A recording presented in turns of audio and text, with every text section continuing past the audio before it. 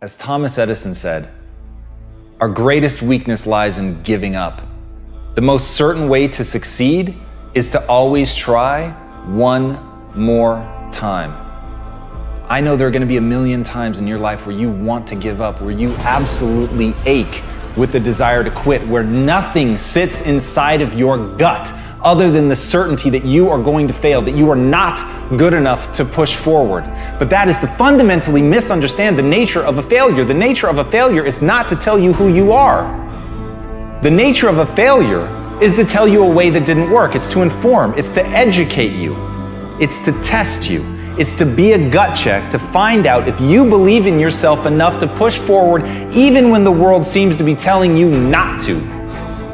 And as Brian Tracy said, attempt the impossible in order to improve your work. Think about that for a second.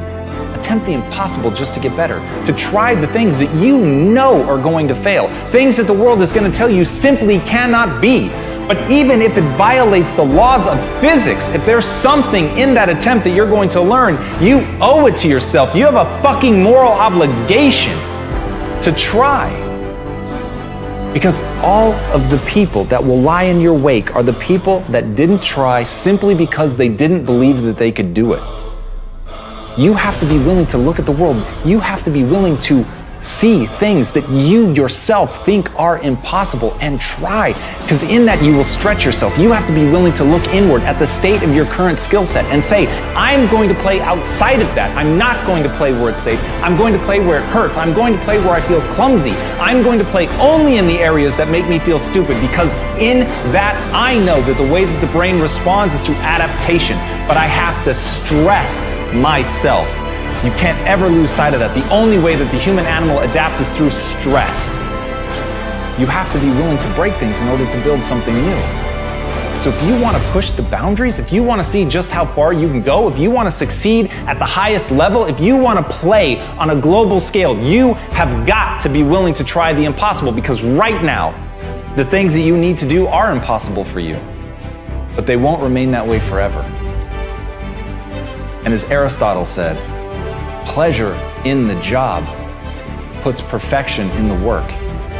This doesn't have to be a tale of always being terrified. Everybody, myself included, screaming at you, telling you that you need to go do something great. The part they're leaving out is why the fuck should you care? And you should care because it's the greatest joy.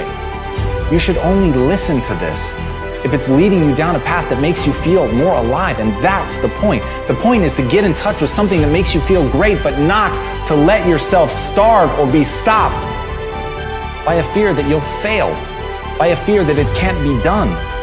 Have fun. Have the guts to enjoy yourself. Have the guts to go out and attempt something audacious and terrifying, knowing that all along, if you're doing it right, you're gonna have a good time.